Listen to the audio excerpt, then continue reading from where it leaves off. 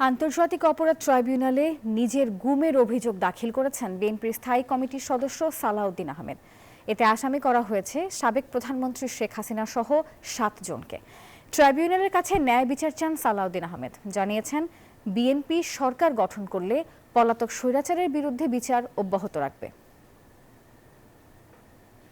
2015 সালের 10 মার্চ রাজধানীর উত্তরা থেকে গুম হন বিএনপি নেতা সালাউদ্দিন আহমেদ। 60 দিনের বেশি সময় নিখোঁজের পর ভারতের মেঘালয়ের শিলংয়ে পুলিশ তাকে উদ্ধার করে। সালাউদ্দিনকে আটক করার পর বৈধ নথিপত্র ছাড়া ভারতে প্রবেশের অভিযোগে মামলা করে মেঘালয় পুলিশ। 2018 সালে খালাস পান সালাউদ্দিন, আর আপিলে খালাস পান 2023 সালের 28 ফেব্রুয়ারি। আদালত তাকে দেশে ফেরত পাঠানোর নির্দেশ দেন।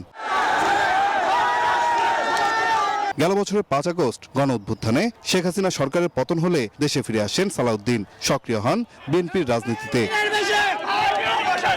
মঙ্গলবার আন্তর্জাতিক অপরাধ ট্রাইব্যুনালের চিফ প্রসিকিউটর কার্যালয়ে গুমের বিচার চেয়ে অভিযোগ দাখিল করেন বিএনপির এই আলোচিত নেতা।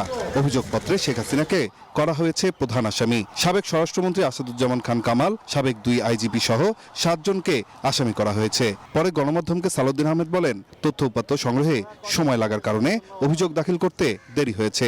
রাজনৈতিক বিভিন্ন কার্যক্রম, সংস্কার কার্যক্রম এগুলো নিয়ে এত ব্যস্ত সময় আমার কাটাতে হয়েছে যে আমি আসলে নিজের জন্য আলাদাভাবে কোনো সময় বের করতে পারিনি এতদিন।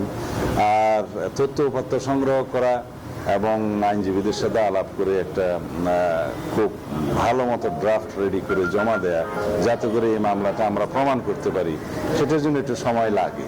বিএনপি সরকার গঠন করলে শেখ হাসিনার বিরুদ্ধে বিচার অব্যাহত রাখার প্রত্যয় ব্যক্ত করেন সালাউদ্দিন আহমেদ। অবশ্যই সেটা শুধু বিএনপির প্রতিশ্রুতি নয়, এই জাতির আকাঙ্ক্ষা, জুলাই আগস্টের শহীদদের রক্তের আকাঙ্ক্ষা, সমগ্র জাতির প্রত্যাশা, এই জনগণের প্রত্যাশা, ন্যায় বিচার প্রতিষ্ঠা করতে হবে। বিএনপি নেতা সালাউদ্দিন আহমেদের অভিযোগটি আজকেই তদন্ত কমিটির কাছে পাঠানো হবে বলে জানান চিফ প্রসিকিউটর। বলেন, এই অভিযোগ বিচার কাজকে আরো ত্বরান্বিত করবে।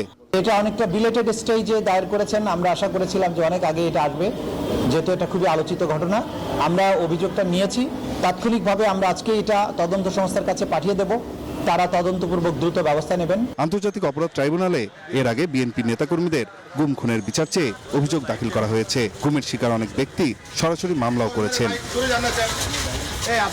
নাইম আলচিকো, নিউজ 24, ঢাকা।